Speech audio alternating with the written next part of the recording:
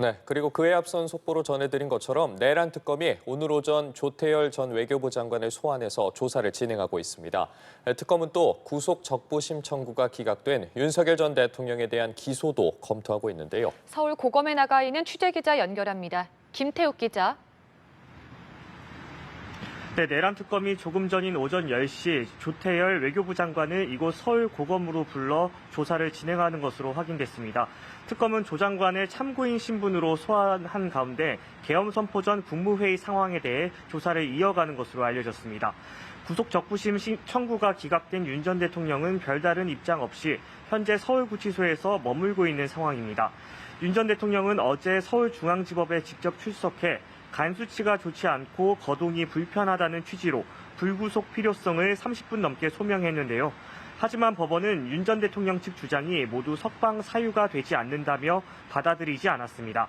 특검 수사로 인한 윤 전 대통령의 1차 구속 기한은 어제까지였지만 구속 적부심사가 진행된 기간 사흘을 빼기 때문에 구속 기간은 월요일까지인데요. 때문에 내란 특검은 윤석열 전 대통령에 대한 구속기간 만료에 대비해 구속 연장을 신청하는 대신 증거인멸과 직권남용 혐의로 추가 기소하는 방향에 무게를 두고 있는 것으로 전해졌습니다. 이렇게 될 경우 윤 전 대통령은 앞으로 최소 6개월 동안 서울구치소에서 머물며 1심 재판을 받게 될 전망입니다.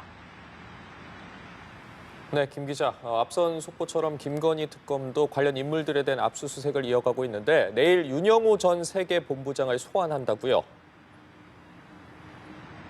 네, 김건희 특검은 어제 통일교 본부와 권성동 의원 사무실 등에 대한 압수수색을 진행하는 등 수사 범위를 확대하고 있는데요. 조금 전엔 이종호 전 블랙펄 인베스트 대표에 대한 압수수색에 착수한 것으로 알려졌습니다.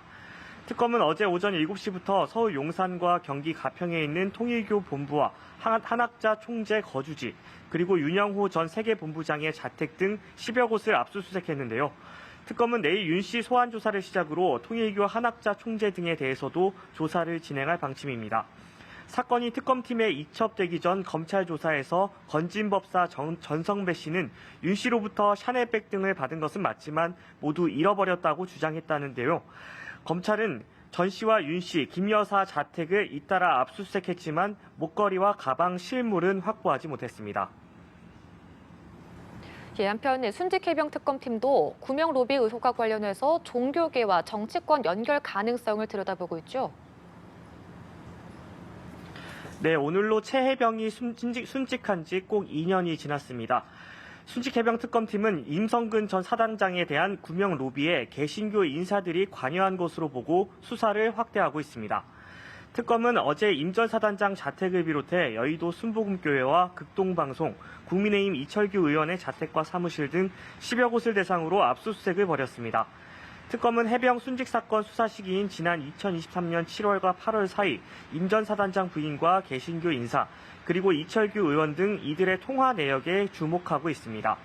특검은 VIP 경로설이 불거진 지난 2023년 7월 31일 수석 비서관 회의 당시 당일 저녁 윤 전 대통령과 이 의원이 통화한 사실을 확인했고, 또 회의가 진행되던 시각 이 의원이 윤 전 대통령과 친분이 있는 극동방송 이사장 김장환 목사와 통화한 기록도 확보했다고 밝혔습니다.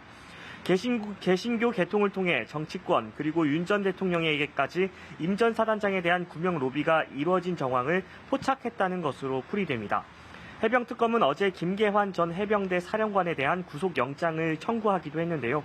김 전 사령관의 영장 실질 심사는 오는 22일에 열릴 예정입니다. 지금까지 서울고등검찰청에서 전해드렸습니다.